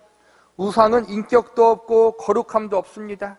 그런데 왜 이스라엘 백성들이 우상 숭배의 범죄에 깊이 빠진 것입니까? 자기네 스스로 마음대로 움직일 수 있는 신을 만들고 싶기 때문입니다. 그래서 하나님은 율법을 통해서 피조물의 형상이나 인간이 고안해낸 모양으로 하나님을 만들지 말라고 경고하셨습니다. 인간이 어떠한 모양이나 형상으로 하나님을 만들다 보면 하나님을 자신들의 소원이나 들어주는 거짓된 신, 가짜 우상들과 같은 존재로 취급해 버릴 수 있는 위험성이 있기 때문입니다. 출애굽 당시 모세가 율법을 받으러 시내 산으로 올라갔는데 이 시기에 이스라엘 백성들이 황금 송아지 우상을 만들어 섬기다가 벌을 받는 사건이 있습니다. 우리는 보통 황금 송아지라는 다른 신을 우상으로 만들어 벌을 받은 것으로만 알고 있습니다. 그런데 이 사건의 본질은 황금 송아지를 하나님으로 여겼다는 데 있습니다. 하나님과 황금 송아지가 별개의 신이 아니라 이스라엘 백성들은 여전히 하나님을 섬기고 있었는데 그 하나님을 황금 송아지로 표현한 것입니다. 그런데 하나님은 이것을 우상 숭배라고 지적하십니다. 인간의 죄악된 본능은 계속해서 자신들이 눈으로 볼 수 있고 손으로 만질 수 있는 신을 원합니다. 왜 그렇습니까? 여러 이유가 있겠지만 가장 큰 이유는 자신들이 그 신을 조작하고 싶고 자신들의 소원을 이루는 도구로 이용하고 싶기 때문입니다. 마치 알라딘의 요술 램프처럼 주인의 소원을 이루어주는 램프의 유종처럼 자신이 가지고 있으면 필요할 때 매우 유용하게 사용할 수 있는 수단으로 삼고 싶은 것입니다. 성경은 일관되게 하나님이 우리의 주인이요 왕이라고 가르치고 있습니다. 우리가 그분의 소유된 백성이요 종이지 하나님이 우리의 소유물이 아니라는 것입니다. 우리가 하나님의 뜻대로 순종하며 살아가야지 하나님이 우리의 소원대로 움직여 주셔야만 하는 그러한 분이 아니라는 것입니다. 결국 우상이란 자신들이 원하고 바라는 신을 만들어 놓고 우리는 신도 만들어낼 수 있는 존재다라고 자화자찬하는 것입니다. 참되시고 유일한 하나님의 통치와 다스리심을 거부하고 스스로가 주인되어 자신들의 입맛에 맞는 신을 만들고 고를 수 있는 자유를 주장하는 것이 우상 숭배의 본질입니다. 그리고 창조주 하나님마저 자신들의 마음대로 조종하고 움직일 수 있는 꼭두각시 신으로 여기려는 죄악된 마음, 그것이 바로 이스라엘 백성들의 죄악이었고 저와 여러분이 조심해야 할 우상 숭배의 본질인 것입니다. 두 번째로 우상 숭배의 본질에는 하나님이 주신 것으로 만족하지 못하는 탐욕과 욕심의 죄악이 자리 잡고 있습니다. 본문 8절을 보시기 바랍니다. 이러므로 내가 이통하며 애곡하고 벌거벗은 몸으로 행하며 들깨같이 애곡하고 타조같이 애통하리니. 8절의 말씀은 우상 숭배의 범죄로 말미암아 하나님의 심판이 이스라엘 백성들에게 임할 것을 예언하고 있는 것입니다. 8절에 보면 애통하고 애곡하게 된다는 표현과 벌거벗은 몸, 들깨 같은 표현이 등장합니다. 벌거벗은 몸, 들깨라는 표현은 가진 것이 아무것도 없는 상태, 즉 모두 잃어버린 상태를 의미합니다. 그러니까 하나님이 이스라엘 백성들에게 많은 것을 선물로 주셨는데 그 모든 것들을 다 잃어버리고 벌거벗은 몸처럼 거할 것이 없이 정처 없이 떠도는 들깨같이 그렇게 완전히 망해버린 그러한 상태가 되었다는 것입니다. 가진 것을 모두 잃어버리고 망해버렸으니 너무 고통스럽고 슬퍼서 애통하고 애곡하게 된다는 것이 8절의 말씀 속에 담긴 의미입니다. 이어지는 구절을 보시기 바랍니다. 이는 그 상처는 고칠 수 없고 그것이 유다까지도 이르고 내 백성의 성문 곧 예루살렘에도 미쳤음이니라. 하나님이 주신 모든 것들을 잃어버리고 상실하게 되는 고통과 아픔이 북이스라엘 왕국뿐만 아니라 남유다 왕국까지 이르게 될 것이고 이는 취소되거나 돌이켜지지 않을 것임을 이야기하고 있는 것입니다. 결국 8절과 9절은 상실의 고통과 슬픔을 경고하고 있는 것입니다. 하나님이 이스라엘 민족에게 많은 복을 주셨습니다. 특별히 가나안 땅을 선물로 주시고 그곳에서 먹고 살아갈 수 있는 모든 것들을 아낌없이 부어주셨습니다. 그런데 지금 하나님이 주신 것을 가지고 무엇을 하고 있습니까? 하나님이 아닌 다른 신들을 섬기는데 그것을 사용하고 있습니다. 하나님이 주신 것을 가지고 하나님을 섬기고 하나님의 뜻에 합당한 곳에 잘 사용하는 것이 아니라 죄를 짓는데 사용하고 있었던 것입니다. 그래서 하나님은 모든 것들을 다 상실케 하시는, 모두 다 없어지게 만들어 버린다는 것입니다. 이스라엘 백성들이 우상 숭배의 죄에 빠진 이유 중 하나는 세상의 복을 너무 갈망하고 갈급했기 때문입니다. 원래 이스라엘 백성들은 애굽에서 노예로 살았고 광야에서 나그네로 살았습니다. 그래서 이들은 무엇을 만들거나 가꾸는 일에 매우 서툴렀습니다. 특별히 농사를 짓는 일에 많이 서툴렀습니다. 가나안 땅에 정착해서 농사를 지어야 하는데 일이 서툴다 보니 생각보다 농사가 잘 안 됩니다.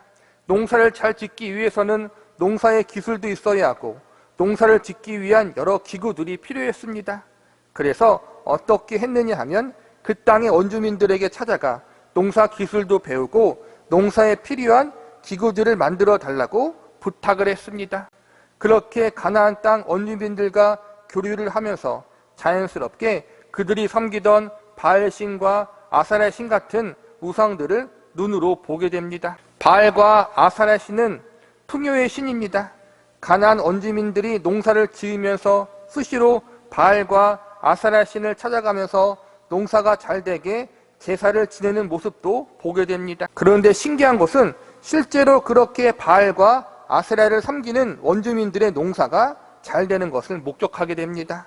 어떠한 경우에는 하나님을 믿는 이스라엘 백성들보다 훨씬 더 잘 되는 모습을 보게 됩니다. 이러한 모습을 보면서 이스라엘 백성들의 마음속에 점점 타협하고 싶은 욕망이 생겨버립니다. 점점 하나님이 아닌 다른 거짓된 우상에게 마음을 빼앗기기 시작합니다. 하나님을 아예 버리자는 것이 아닙니다. 하나님도 섬기고 바알과 아세라도 같이 섬기자는 쪽으로 타협해 버린 것입니다. 하나님만 섬길 때보다 보조적으로 바알과 아세라 신도 같이 섬기면 농사도 더 잘 되고 인생도 화평하게 되지 않겠는가, 이렇게 생각을 한 것입니다. 여기서 우리가 기억해야 할 것은 이스라엘 백성들이 농사를 잘 짓지 못해도 먹고 사는 문제는 없었다는 것입니다. 하나님이 이스라엘 백성들에게 가나안 땅을 기업으로 주실 때에는 젖과 꿀이 흐를 정도로 매우 기름지고 풍요로운 상태의 땅을 주셨습니다. 당시 가나안 땅은 매우 기름진 땅이었기 때문에 기본적으로 씨만 뿌려도 먹고 사는 데에는 전혀 지장이 없을 만큼의 수확은 얻을 수 있었습니다. 그런데 이스라엘 백성들은 단순히 먹고 사는 것으로 만족하지 못하고 더 많은 것을 욕심내다가 결국 자신들에게 더 많은 것을 줄 것 같은 거짓 신들에게 마음이 빼앗기게 된 것입니다. 결국 이스라엘 백성들의 우상 숭배의 이면에는 하나님의 주신 것으로 감사하지 못하고 만족하지 못했던 이스라엘 백성들의 욕심과 더 많은 것을 바라던 탐욕이 자리 잡고 있었던 것입니다. 반복해서 말씀드리지만 그들이 하나님을 섬기지 않는 것이 아니었습니다. 하나님도 섬기고 다른 신도 함께 섬김으로 하나님이 미처 챙겨주지 못했던 것을 도와주고 보조해주는 다른 신을 추가해서 섬겼던 것입니다. 오늘날 많은 성도들이 당시의 이스라엘 백성들과 동일한 유혹에 빠지는 잘못을 범합니다. 하나님을 섬기면 하나님이 인생을 책임져 주십니다. 열심히 성실히 내 삶의 자리에서 최선을 다하면 먹고 살아갈 수 있는 길을 하나님이 열어주십니다. 그러나 우리는 단순히 먹고 살아갈 수 있는 것에 만족하지 못합니다. 더 많은 것, 더 풍성한 것, 더 큰 성공을 원합니다. 그래서 나도 모르게 세상과 타협하게 되고 중심에는 하나님이 있지만 우리의 좌편과 우편에는 성공과 번영이라는 우상들이 자리 잡아 우리를 하나님이 기뻐하지 않은 길로 유혹합니다. 이러한 타협이 지속되다 보면 신앙인들 사이에서 하나님을 믿는다는 것이 이 땅에서 부귀와 영화를 보장해 주는 것으로 오해하는 경우도 생깁니다. 그래서 물질의 복, 건강의 복, 형통의 복이 성경에서 말하는 복음이라고 가르치는 잘못된 사역자와 교회의 마음을 빼앗기게 됩니다. 그래서 복 준다는 저 기도원, 성공을 보장해 준다는 이 부흥에 가서 내가 원하는 대로 만들어낸 가짜 하나님을 예비하고 마음의 위안을 얻고 돌아옵니다. 그런데 성경은 이것이 우상 숭배요, 그 당시 이스라엘 백성들의 모습이었다고 우리에게 알려주고 있습니다. 성경에 보면 온갖 좋은 은사와 온전한 선물들이 하나님께로부터 주어진다고 증거하고 있습니다. 하나님은 그분의 백성과 자녀들에게 가장 좋은 것들을 주시기를 기뻐하시는 분이십니다. 그러나 하나님이 아니라 하나님의 주신 것들이 목적이 되고 그것에 마음을 빼앗겨 버리게 되면 그 순간 그것이 우리에게 우상이 될 수 있고 그것이 우리가 하나님을 온전히 섬기는데 방해가 되는 올무가 될 수 있습니다. 우리는 이러한 점을 조심해야 합니다. 세 번째로 우상의 본질은 하나님을 잘못되게 예배하고 섬기는 것입니다. 이처럼 이스라엘 백성들이 가지고 있던 대표적인 우상 숭배 범죄의 이면에는 자신들이 마음대로 조종할 수 있는 꼭두각시 신을 만들어내고 싶은 악한 마음과 자신들에게 더 큰 복을 줄 수 있는 세컨드 신을 두고 싶었던 저질스러운 마음이 중심에 있었습니다. 세컨드라는 말은 영어로 두 번째라는 일반적인 의미가 있는데 때로는 두 번째 부인, 첩이라는 의미로도 사용됩니다. 요즘에는 사회적으로 자신의 본 배우자 외에 다른 이성과 사귀는 것을 의미하기도 합니다.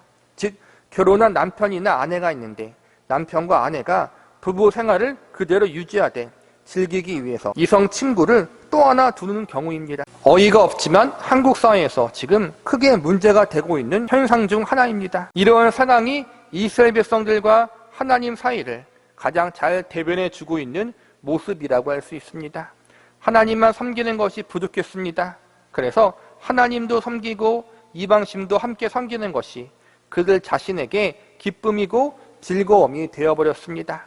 이 모든 것이 이방 민족 안에서 일어난 것이 아니라 하나님의 백성이라고 불리우는 이스라엘 민족 안에 일어나고 있었습니다. 하나님은 인간이 죄인이기에 언제든지 타락하고 부패할 수 있음을 알고 계셨고 그래서 미리미리 율법을 통해서 이러한 일을 방지하고 예방하도록 알려주셨습니다.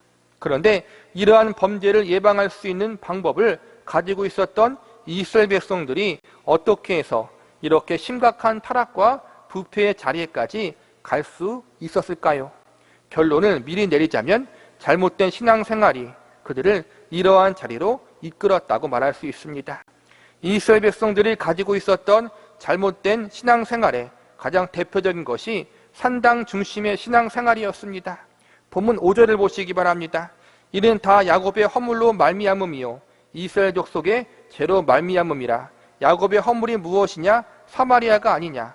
유다의 산당이 무엇이냐? 예루살렘이 아니냐? 원래 율법에 보면 하나님은 하나님의 언약궤가 있는 성막과 성전을 중심으로 하나님을 섬기고 제사를 지내야 한다고 알려주셨습니다. 언약궤가 있는 곳에는 언제나 잘 훈련되어진 제사장들이 있었고 이들이 율법에 기록된 대로 하나님 말씀대로 제사를 행하며 백성들에게 하나님 말씀과 하나님을 어떻게 섬겨야 할지를 잘 가르쳐 주었습니다. 그런데 살다 보니까 언약궤가 있는 성막이나 성전까지 가는 일이 쉽지 않게 됩니다. 왔다 갔다 하는 것이 너무 번거로웠기 때문입니다.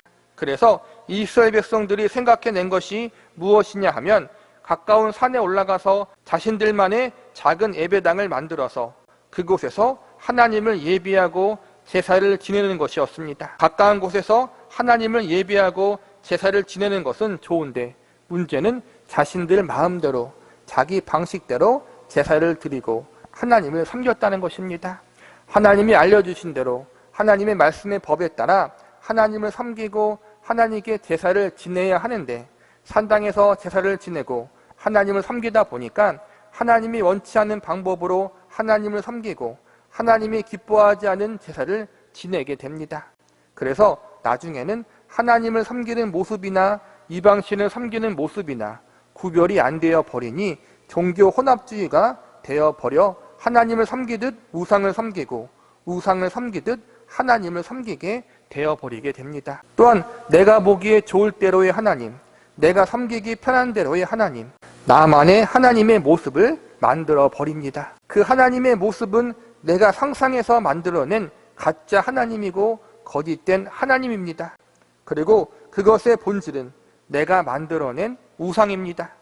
이는 결국 하나님 중심의 신앙생활이 아니라 내 중심의 신앙생활을 하게 되는 것이고 옳고 그름의 기준, 선과 악의 기준이 하나님과 그분의 말씀이 아니라 자기 자신이 되어버리는 자리에까지 가게 되는 것입니다. 이것이 이스라엘 민족이 가지고 있었던 가장 큰 우상 숭배의 모습이었습니다. 그리고 이러한 혼합 종교적 신앙으로 변질되도록 가장 큰 역할을 한 것이 바로 산당이었습니다. 율법에서 언약궤 중심, 성막과 성정 중심이라는 하나님의 가르침은 하나님 중심, 말씀 중심의 신앙생활을 하라는 가르침으로 우리가 받아들일 수 있습니다. 하나님 중심, 말씀 중심의 신앙생활을 위해서는 반드시 잘 훈련되어지고 하나님께로부터 소명을 받는 제사장과 레위 사람들의 신앙적 지도와 도움이 반드시 필요했습니다. 오늘날 하나님이 교회에 전임 목회자와 사역자들을 세우신 이유도 이와 같습니다. 신약 시대에도 하나님은 사도들을 세우시고 교회에 전임 지도자들을 세우게 하심으로 교회에서 성도들을 바른 말씀으로 양육하도록 계획하시고 섭리하셨습니다. 개인의 삶 속에서, 일상의 생활 속에서 개인이 기도도 하고 성경 말씀을 보는 것은 매우 귀중합니다. 평일에는 우리가 삶을 영위해 나가야 하기 때문에 이러한 부분은 소중한 신앙적 훈련입니다. 그러나 그것으로 끝나면 안 되고 교회에 출석하여 목회자와 사역자들의 바른 지도를 받아야 합니다. 내가 지금 말씀을 보는 것이, 기도하는 것이, 신앙생활하는 모습이 하나님 앞에 바르게 하는 것인가, 신앙생활을 건강하게 하고 있는 것인가, 이것을 점검받고 지도받는 것이 필요하다는 것입니다. 목회자와 사역자는 성도들의 영적인 성생이 되어 성도들을 하나님 앞에 말씀으로, 건강한 신앙으로 바르게 세워야 하는 일을 하나님 앞에 소명으로 받은 사람들입니다. 특별히 말씀으로 성도들을 바르게 양육하고 하나님 앞에 건강한 하나님의 자녀와 백성으로 세워야 하는 사명을 하나님께로부터 받은 전문 일꾼들입니다. 성도들을 하나님의 사람으로 세우는 것이 목회자의 가장 큰 소명 중 하나입니다. 그래서 모든 성도들은 꼭 바른 말씀이 선포되어지는 지역 교회에 출석해야 하며 그곳에서 신앙생활을 하며 말씀으로 바르게 양육되어져야 합니다. 건강한 지역 교회에 출석하여 바르게 양육을 받으며 삶의 자리에서 하나님을 바르게 예배하는 하나님의 사람으로 세워지는 것이 하나님이 기뻐하시는 뜻입니다. 그러나 지역교회에 출석하지 않고 목회자의 바른 양육 없이 혼자서 혹은 자신들만의 모임을 만들어 하나님을 예배하고 기도하고 말씀을 공부한다는 것은 성경적인 원리에도 벗어난 일이며 하나님이 원치 않으시는 신앙인의 모습입니다. 미가 선지서 시대로 이야기하자면 집 근처에 산당을 만들어 놓고 거기서 내 마음대로 하나님을 예배하는 것과 같은 것입니다. 신약 시대에 사는 우리들에게는 당연히 기도의 골방이 필요하지만 그것이 지나쳐 교회와 사역자의 불필요성을 주장하거나 이러한 것들을 등한시한다면 그것은 분명 건강하지 못한 신앙생활의 모습으로 변질될 수 있습니다. 누구의 간섭이나 지도도 없이 내가 알아서 신앙생활을 한다는 것은 과거 이스라엘 백성들이 저지른 상단 중심의 신앙생활과 동일할 수 있다는 사실 앞에 우리는 경각심을 가져야 합니다. 결국 우상 숭배의 중심에는 내 마음대로, 내 방식과 방법대로 하나님을 섬기려고 했던 잘못된 모습이 있었다는 사실을 우리는 반드시 기억해야 합니다. 하나님은 내가 섬기기 편한 대로 섬기는 가짜 신이 아닙니다. 그분은 살아계신 분이시며 인격자이십니다. 즉 그분은 하나님의 뜻대로 그분의 원하시는 말씀대로 우리가 그분을 섬기기를 바라고 계십니다. 내 마음대로, 내 방식과 방법대로, 내 느낌과 체험대로 하나님을 섬기는 것은 우상 숭배와 진비 없습니다. 우리는 하나님을 바르게 섬겨야 합니다. 자신이 상상하고 생각한 잘못된 하나님의 이미지나 모습이 만들어지지 않도록, 또한 나만의 방식대로 하나님을 섬기지 않도록 조심해야 합니다. 말씀을 정리하겠습니다. 본문 5절을 다시 보시기 바랍니다. 이는 다 야곱의 허물로 말미암음이요 이스라엘 족속의 죄로 말미암음이라. 야곱의 허물이 무엇이냐? 사마리아가 아니냐? 유다의 산당이 무엇이냐? 예루살렘이 아니냐? 여기서 보면 야곱의 허물이라는 말씀이 나옵니다. 야곱의 허물이란 결국 이스라엘 민족이 가지고 있는 우상 숭배의 죄를 지적하고 있는 것이며, 우상 숭배란 결국 하나님을 섬기되 내가 만들어낸 하나님을 섬기는 것이라고 할 수 있습니다. 하나님을 섬긴다고 이야기하지만 실상은 하나님과 전혀 상관이 없는 거짓된 신, 자신들이 스스로 만들어낸 신을 섬기고 있는 것, 그것이 바로 우상 숭배의 본질인 것입니다. 본문 9절을 보시기 바랍니다. 이는 그 상처는 고칠 수 없고 그것이 유다까지 이르고 내 백성의 성문 곧 예루살렘에도 미쳤음이니라. 여기서 보면 그 상처는 고칠 수 없다고 나옵니다. 그 상처란 자신들이 만들어낸 신을 섬기는 죄, 우상 숭배의 범죄에서 이스라엘 백성들이 스스로 빠져나올 수가 없다는 것입니다. 야곱의 허물, 고칠 수 없는 상처는 결국 우상 숭배에 빠진 이스라엘 백성들의 멸망당할 운명을 이야기하고 있는 것입니다. 그리고 죄인된 우리 인간들의 절망적인 운명을 상징적으로 보여주고 있는 것입니다. 이스라엘 백성들의 운명과 우리의 운명은 결국 심판과 멸망입니다. 멸망당할 운명에서 우리를 건져내실 수 있는 분은 오직 한 분 하나님밖에 없습니다. 그래서 우리는 하나님만 절대적으로 의지하는 자리로 가야 합니다.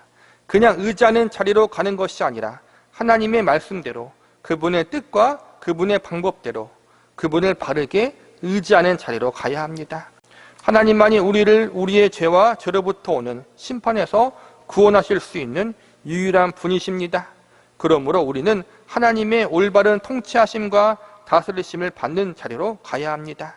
마지막으로 미가서 4장 5절의 말씀을 제가 읽어드리고 말씀을 마치도록 하겠습니다.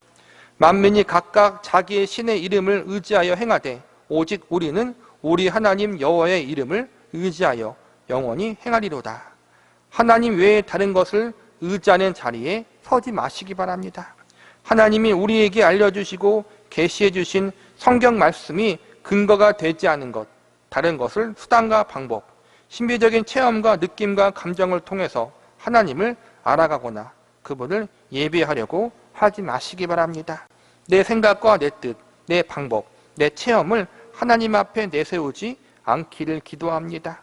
오직 하나님만 의지하되 하나님이 기뻐하시는 방법, 그분이 우리에게 알려주신 그분의 말씀에 따라 하나님을 바르게 섬기고 그 하나님을 올바르게 의지하는 자리로 우뚝 설 수 있는 저와 여러분이 되시기를 간절히 기도합니다. 미가 1장 8절에서부터 16절까지입니다. 이스라엘 백성을 향한 구체적 심판.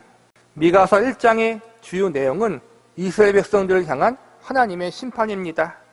북이스라엘 왕국뿐만 아니라 남유다 왕국까지 하나님의 심판을 피해갈 수 없음을 미가 선지자는 예언하고 있습니다. 이들이 하나님의 심판을 피해갈 수 없는 가장 큰 이유는 하나님이 가장 미워하시는 범죄인 우상 숭배의 범죄에 깊이 빠져 있었기 때문이었습니다. 하나님이 이스라엘 민족의 주인 되어 주셔서 그들을 사랑으로 통치하시고 은혜로 다스려 주셨음에도 불구하고 이스라엘 백성들은 하나님의 구주되심을 거부하고 거절하는 인생을 살았습니다.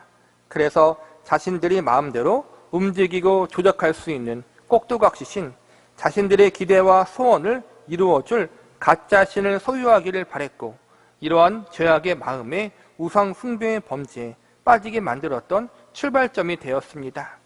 동시에 하나님이 그들에게 베풀어 주셨던 모든 것들에 만족하지 못하고 자신들의 탐욕과 욕심을 채워줄 또 다른 신을 구하게 되었던 것이 우상 숭배의 원인이었던 것입니다.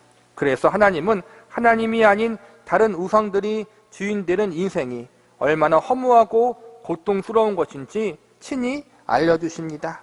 거짓된 우상들이 그들의 주인이 되는 결과가 얼마나 참혹하고 헛된 것인지를 아주 구체적으로 알려주시기로 작정하십니다. 하나님이 거짓된 우상들을 섬기는 이스라엘 백성들에게 그들의 행위가 얼마나 잘못된 것인지를 알게 하기 위해서 가장 먼저 내리신 징계는 상실의 고통이었습니다. 더 많은 복을 얻기 위해서, 자신들이 원하는 것을 더 많이 누리기 위해서 우상들을 섬겼는데 이 일로 인하여 오히려 지금까지 누렸던 것들을 다 잃어버리는 상실의 고통을 당하도록 하나님이 징계를 내리십니다. 본문 8절을 보시기 바랍니다. 이러므로 내가 애통하며 애곡하며 벌거벗은 몸으로 행하며 들깨같이 애곡하고 타조같이 애통하리라. 8절의 말씀은 미가 선지자가 이스라엘 백성들이 당하게 될 상실의 고통을 슬퍼하고 애곡하는 내용입니다. 벌거벗은 몸처럼 들판을 정처 없이 돌아다니는 들깨나 타조같이 모든 것을 잃어버리는 이스라엘 백성들의 징계받는 모습을 하나님이 미가 선지자에게 보여주시고 알려주십니다. 이 모든 것을 알게 된 미가 선지자는 자신의 민족이 당하게 될 고통스러운 징계와 심판이 너무나도 안타깝고 슬프기 때문에 눈물을 흘리게 됩니다. 하나님과 그분이 주신 복에 만족하지 못하고 감사하지 못했던 이스라엘 백성들, 자신들이 누리고 있던 것이 당연한 것인 줄 알고 오히려 더 많은 것을 주지 않는다며 우상을 찾아갔던 그들의 죄를 하나님이 철저하게 심판하신다는 사실에 네가 선지자는 애통하게 되는 것입니다. 우리는 오늘 본문의 말씀을 통해서 하나님이 이스라엘 백성들에게 내리시는 심판의 구체적인 모습에 대해서 알아보면서 이 심판의 모습을 통해서 우리가 주의해야 할 것은 무엇이며 또한 배워야 할 메시지는 무엇인지에 대해서 살펴보는 시간을 가져보도록 하겠습니다. 첫 번째로 나라의 수도가 무너지는 심판에 대해서 살펴보도록 하겠습니다. 본문 9절을 보시기 바랍니다.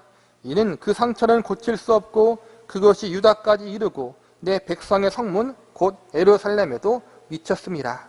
9절 말씀은 이스라엘 백성들에게 내릴 하나님의 심판이 결코 취소되거나 중단되지 않을 것을 알려주고 있고 동시에 인간들이 가지고 있는 그 어떠한 수단과 방법으로도 이 심판을 피하거나 막을 수가 없다는 사실도 알려주고 있습니다.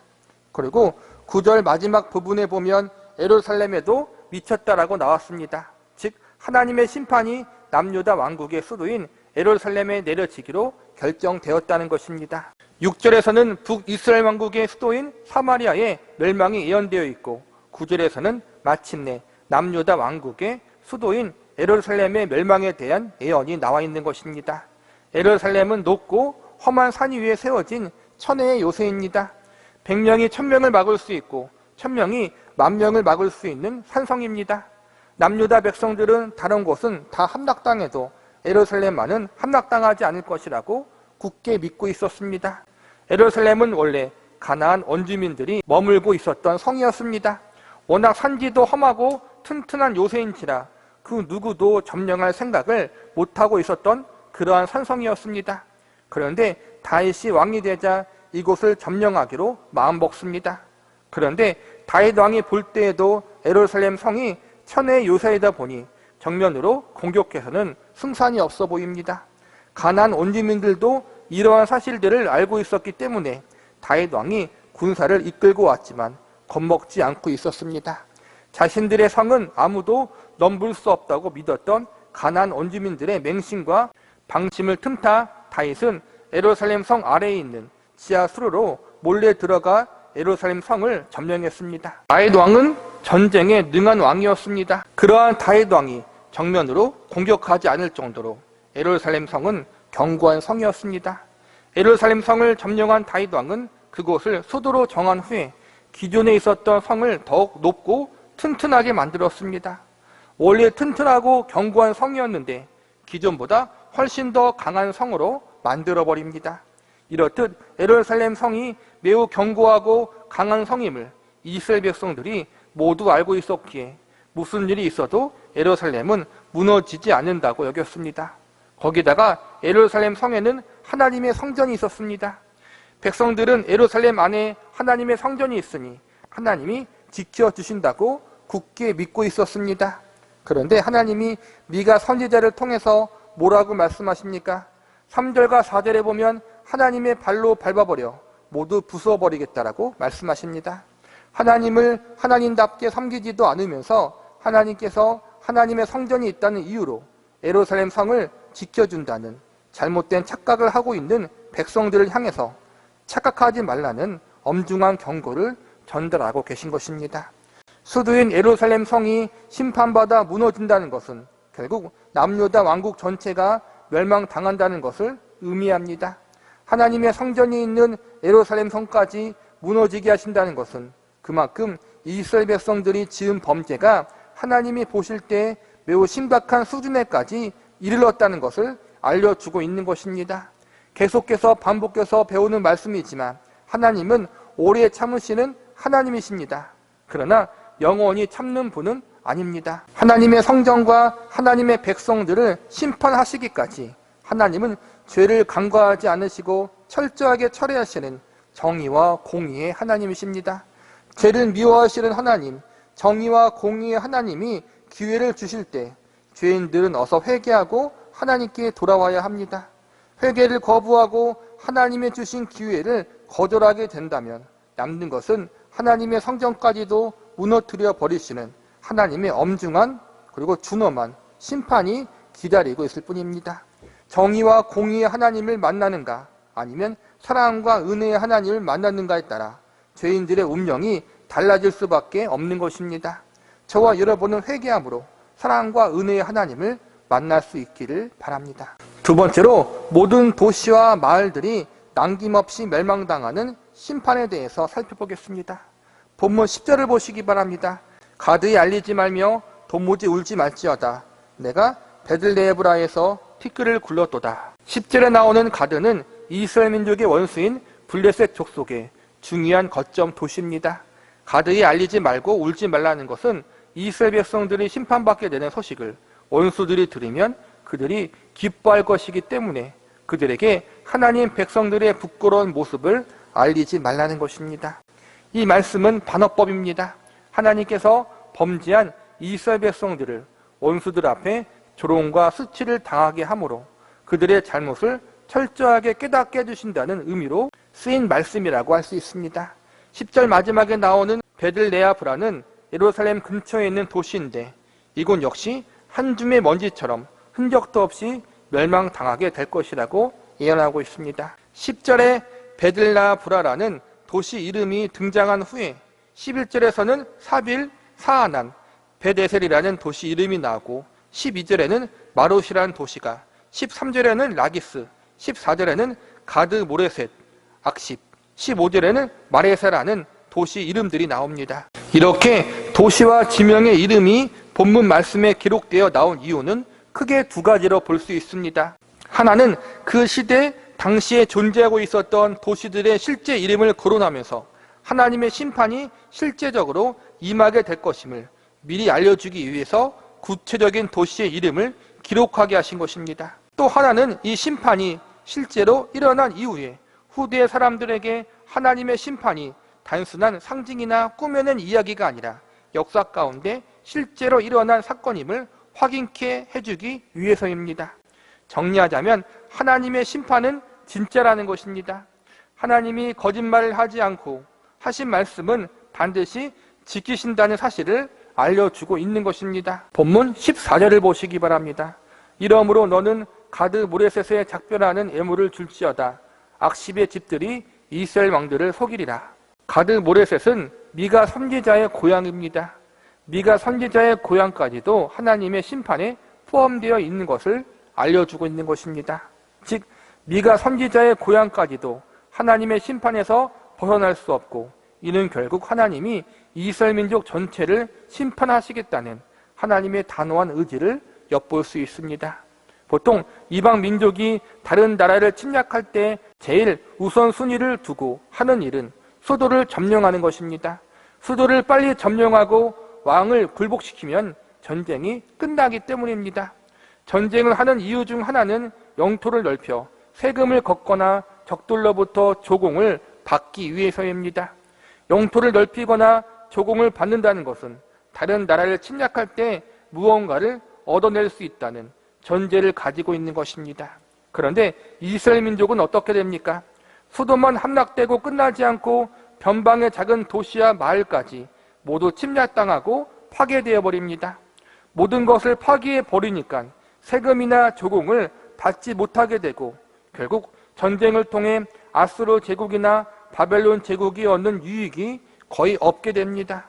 아수르와 바벨론 같은 큰 나라가 변방의 작은 나라까지 쳐들어와서 이렇게 엄격하게 이스라엘 민족을 괴롭게 하는 이유가 무엇 때문입니까? 정치적인 이유도 있겠지만 결국엔 하나님이 그렇게 섭리하셨기 때문입니다. 이스라엘 백성들의 죄악에 대한 심판은 단순히 수도만 함락당하고 몇 개 도시만 파괴되어서 끝날 일이 아니었던 것입니다. 수도뿐만 아니라 모든 도시와 변방의 작은 마을까지 파괴당하게 하신 하나님의 의도는 이스라엘 민족 안에 있는 모든 도시와 마을들을 샅샅이 뒤져서 모든 죄인들을 심판하시겠다는 하나님의 단호한 의지가 담겨 있는 것입니다. 이스라엘 백성들 중 하나도 빠짐없이 우상 숭배의 죄, 하나님 앞에 범죄한 것을 묻겠다는 하나님의 엄중한 결심이 이 말씀 속에 담겨져 있는 것입니다. 결과적으로 죄인들은 하나님의 심판을 피할 수 없다는 것을 알려주고 있는 것입니다. 14절 마지막에 보면 이스라엘 왕들을 속이려라라고 나왔는데, 이 말은 이스라엘 민족이 그들의 죄 때문에 반드시 멸망당할 것임을 예언하는 말씀입니다. 이스라엘 역대 왕 중에서 누가 자신의 나라가 멸망당할 것이라고 생각이나 했겠습니까? 잘났든 못났든 자신들의 왕국이 영원할 것이라고 생각했을 것입니다. 그러나 그들 자신들의 죄악으로 말미암아 결국 온 나라가 멸망을 당하게 될 것입니다. 이것은 하나님의 선언입니다. 하나님이 말씀하시니 취소되지 않고 반드시 이루어질 것입니다. 이스라엘 왕들은 절대로 나라가 멸망당하지 않을 것이라고 믿었겠지만 그들의 믿음은 헛된 것이고 거짓된 믿음이라는 것을 상징적으로 말해주고 있는 것입니다. 하나님은 죄를 미워하시고 죄를 끝까지 추적하신다는 사실을 알려주고 있는 것입니다. 죄인들을 향한 하나님의 심판은 결코 피할 수 없다는 사실을 오늘의 말씀을 통해서 우리는 반드시 알아야 하고, 이 심각한 사실 앞에 반드시 회개의 자리, 돌이킴의 자리로 나아갈 수 있는 사람들이 되어야 합니다. 세 번째로, 사랑하는 이들을 잃어버리는 심판에 대해서 살펴보겠습니다. 본문 14절을 다시 보시기 바랍니다. 이러므로 너는 가드 모레셋에 작별하는 애물을 줄지어다. 악십의 집들이 이스라엘 왕들을 속이리라. 여기서 보면 작별하는 애물을 줄지어다라고 나와 있습니다. 작별의 애물이란 딸을 시집 보낼 때 친정에서 혼수품과 여러 귀중품들을 선물로 보내는 것을 의미합니다. 그런데 14절에 쓰인 말은 앞으로 적국에 의해서 포로로 잡혀가는 상황을 상징적으로 표현하고 있는 것입니다. 딸을 먼 곳으로 시집 보내면 부모의 마음이 슬픈 것처럼 이제 앞으로 모든 가족들이 머나먼 이방 나라에 포로로 끌려가게 되면 더 큰 고통과 슬픔이 임하게 될 것임을 알려주고 있는 것입니다. 본문 16절을 보시기 바랍니다. 너는 내 기뻐하는 자식으로 인하여 내 머리털을 깎아 대머리 같게 할지어다. 내 머리가 크게 벗어지게 하기를 독수리 같게 할지어다. 이는 그들이 사로잡혀 너를 떠났음이라. 16절의 말씀은 가족들이 모두 포로로 잡혀 머나먼 이방 땅으로 끌려가게 될 것임을 알려주고 있는 것입니다. 그런데 그냥 포로로 끌려가는 것이 아니라 모든 가족들이 뿔뿔이 흩어져 이방 땅으로 끌려가게 되는 것입니다. 남편과 아내가, 부모와 자녀가 각각 다른 지역으로 끌려가게 되어 영원히 생이별을 하게 되는 것입니다. 자식들이 포로로 잡혀감에도 불구하고 아무것도 할 수 없는 부모의 고통스러운 심정을 14절과 16절이 표현하고 있는 것입니다. 정리하자면 14절이나 16절이나 모두 사랑하는 이들을 잃어버리고 상실하는 고통을 이야기하고 있는 것입니다. 이스라엘 백성들이 우상 숭배에 빠진 이유가 무엇입니까? 결론적으로 말하자면 온 가족이 잘 먹고 잘 살기 위해서입니다. 물질의 복도 받고 건강의 복도 받고 영적으로도 복을 받아 자신과 온 가족이 행복하게 잘 살기 위해서입니다. 그런데 그 결과가 어떻게 됩니까? 참된 복의 근원이시고 그들의 참 주인이신 하나님을 버리고 우상을 섬기다가 모든 것을 다 잃어버리게 되는 것입니다. 우상 숭배의 결말은 이처럼 고통스럽습니다. 하나님을 외면하고 거절하는 결과는 비극인 것입니다. 우리 역시 우리들의 삶의 자리에서 하나님이 아닌 세상의 다른 것들이 우상으로 자리 잡고 있지는 않은지 점검해 보아야 할 것입니다. 우상이란 다른 것이 아닙니다. 내가 하나님을 참되게 섬기고 바라보는데 방해가 되는 것이 우상입니다. 하나님을 하나님되게 경외하는데 장애물이 되는 것이 바로 우상입니다. 사실 아무도 이러한 부분에서 자유로울 수 없습니다. 그러므로 우리는 늘 우리의 연약함과 죄악된 모습을 인정하고 항상 하나님의 은혜와 사랑이 아니면 살아갈 수 없다는 사실을 겸손히 고백하는 자리에 서 있어야 합니다. 말씀을 정리하겠습니다. 본문 13절을 보시기 바랍니다. 라기스 줌이나 너는 줌마의 병거를 메울지어다. 라기스는 딸 시온의 죄의 근본이니 이는 이스라엘의 허물이 내게서 보였음이니라. 13절에서는 라기스가 나오는데 라기스에는 병사들이 타는 말이 많이 있는 군사 거점 도시였습니다. 그리고 이곳은 북이스라엘과 가장 근접한 유다의 성읍이었습니다. 북이스라엘 왕국이 남유다보다 우상 숭배의 범죄에 먼저 빠졌는데 라기스가 북이스라엘과 지리적으로 가깝다 보니 유다 성읍 중에서 제일 먼저 북이스라엘의 범죄를 본받아 타락한 도시가 되었습니다.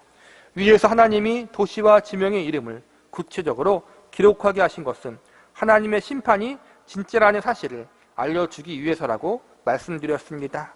그리고 여기서 한 가지 더 추가하자면 하나님께서 이스라엘 온 백성들이 죄를 지었다는 사실만 아시는 것으로 끝나지 않고 각 도시와 그 안에 살고 있는 개인들이 지은 죄를 모두 다 낱낱이 알고 있다는 사실을 보여주고 있는 것입니다.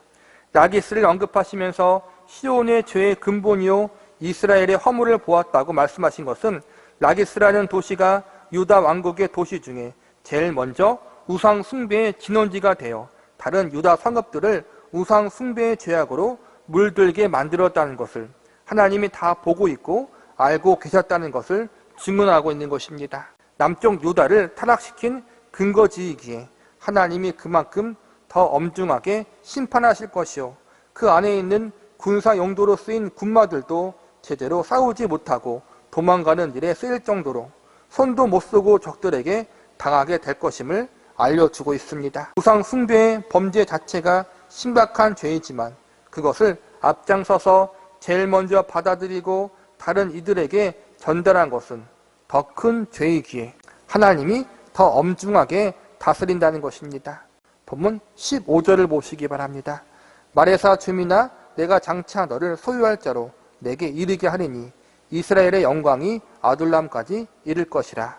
마레사와 아둘람이라는 지역은 남유다의 남쪽 변방 지역에 있는 도시입니다. 15절 말씀은 이스라엘 지도자들이 수도가 함락당하자 이곳 변방 지역까지 도망치게 되는데 적들이 지도자들을 끝까지 쫓아와 죽이거나 모두 포로로 잡아가 버린다라는 의미를 담고 있습니다. 동시에 이곳의 주민들도 우상 숭배의 범죄에 빠졌으니 예외 없이 포로로 끌려가게 될 것임을 알려주고 있는 것입니다. 정리하자면 하나님이 모르는 죄는 하나도 없다는 사실과 하나님은 죄를 끝까지 추격하시는 하나님이라는 사실을 우리에게 알려주고 있는 것입니다. 하나님이 다 알고 계시다. 죄를 끝까지 추격하신다. 이 말씀 앞에 이스라엘 백성들은 두렵고 떨림으로 반응해야 할 것입니다. 죄인들에게 있어서 모든 것을 다 알고 계시고 그들의 죄를 끝까지 추격하시는 하나님은 참으로 부담스럽고 무서운 하나님이라고 볼 수 있습니다. 그러나 이 말씀을 바꾸어 보면 의인들에게 있어서 모두 다 알고 계시는 하나님은 위로와 격려의 하나님으로 다가올 것입니다. 하나님을 온전히 신뢰하며 살아가다가 여러 어려움을 당하는 의인들에게는 하나님이 모두 다 알고 계시다라는 사실 하나만으로 용기가 될 수 있기 때문입니다. 추격하시는 하나님도 동일합니다. 끝까지 추격하신다는 것은 끝까지 포기하지 않는다는 말로 바꿀 수 있습니다. 의인들, 하나님의 참된 백성들을 끝까지 포기하지 않고 붙잡는 하나님이 되시기에 의인들에게 이 말씀은 위로와 격려의 말씀이 될 수 있습니다. 저와 여러분은 과연 어떤 하나님으로 다가오고 계십니까?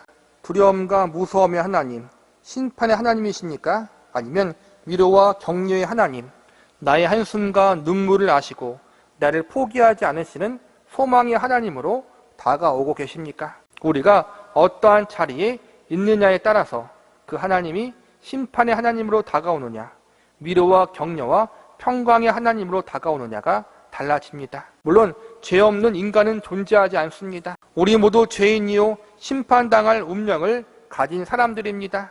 그러나 이스라엘 백성들의 죄악을 지적하시고 그들에게 심판을 선포하신 하나님은 심판을 위한 심판을 선포하시는 것이 아니라 죄의 자리, 거역과 불순종의 자리에서 돌이켜 회개하기를 바라시는 하나님이십니다. 회개하는 자, 돌이키는 자, 하나님께 겸손히 나아가는 자에게 하나님은 용서를 베푸시고 자비와 긍휼로 대하여 주실 것입니다. 하나님 앞에 가장 큰 죄는 회개하지 않는 죄입니다. 회개하지 않는 자들에게는 용서란 없습니다. 죄인들을 향한 하나님의 심판은 아무도 피할 수 없습니다. 이 심판으로부터 구원받을 수 있는 방법은 오직 단 하나, 하나님 앞에 나아가 지난날의 죄악들을 회개하고 돌이키는 방법밖에 없습니다. 이스라엘 백성들을 향한 하나님의 엄중한 심판의 경고를 통하여 우리의 모습 역시 그들과 다를 바가 없다는 사실을 발견할 수 있어야 합니다. 요한일서 1장 8절에서부터 10절까지의 말씀을 제가 읽어드리고 말씀을 끝마치도록 하겠습니다. 만일 우리가 죄 없다 말하면 스스로 속이고 또 진리가 우리 속에 있지 아니할 것이요 만일 우리가 우리의 죄를 자백하면 그는 미쁘시고 의로우사 우리의 죄를 사하시며 우리를 모든 불의에서 깨끗하게 하실 것이요 만일 우리가 범죄하지 아니하였다 하면 하나님을 거짓말하는 이로 만드는 것이니 또한 그의 말씀이 우리 속에 있지 아니하니라. 아무도 자신들이 가지고 있는 의로움으로 선함으로 구원받을 수 없습니다. 우리는 모두 다 죄인이요 우리가 가진 의는 더러운 옷에 불과합니다. 우리는 우리 스스로 구원할 수가 없습니다. 오직 하나님의 은혜와 자비와 긍휼만이 우리를 구원한다는 사실을 기억하며 겸손히 우리의 죄인됨을 인정하고 상하고 애통하는 마음으로 예수 그리스도의 대속의 은혜와 공로를 의지함으로 하나님 앞에 나아갈 수 있는 은혜가 우리 가운데 있기를 기도합니다.